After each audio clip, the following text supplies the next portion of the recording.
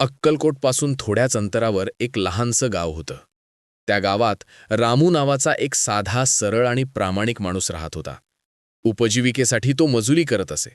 दिवसभर कष्ट, संध्याकाळी थकलेलं शरीर आणि रात्री फक्त एकच आधार, श्री स्वामी समर्थांचं नाव. रामू फार शिकलेला नव्हता, पण त्याची श्रद्धा अफाट होती. तो रोज म्हणायचा, स्वामी, आजचं काम दिलंत, उद्या तुमच्यावर सोपवतो. एकदा गावात मोठं संकट आलं. कामच मिळेनासं झालं. दिवसामागून दिवस गेले, पण रामूच्या हाताला काम लागेना. घरात अन्न संपलं, आई आजारी पडली, औषधांसाठी पैसे नव्हते. गावकऱ्यांनी सल्ला दिला, रामू, स्वामी सोड, कुठेतरी दुसरीकडे निघून जा. पण रामू म्हणाला, स्वामी सोडायचे असते तर आजपर्यंत टिकलोच नसतो. एका रात्री उपाशीपोटी रामू अक्कलकोटला पोहोचला. स्वामींच्या चरणी बसून तो काहीच बोलला नाही. डोळे मिटले, फक्त अश्रू वाहत होते. स्वामी समर्थ अचानक म्हणाले, उद्या सूर्योदयाआधी गाव सोड. रामू हादरला. तो म्हणाला, स्वामी, मी कुठे जाऊ? स्वामी शांतपणे म्हणाले, पाय चालव, मार्ग मी दाखवीन. दुसऱ्या दिवशी पहाटे रामू गाव सोडून निघाला. न हातात पैसा, न डोक्यावर छप्पर. रस्ता ओसाड होता. मनात शंका येत होत्या, मी चूक तर करत नाही ना? तेवढ्यात त्याला स्वामींचे शब्द आठवले. तो चालत राहिला.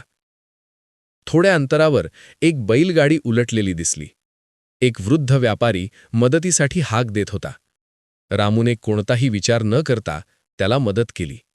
व्यापारी म्हणाला, तू माझा जीव वाचवलास. माझ्यासोबत ये, माझ्या गोदामात काम कर.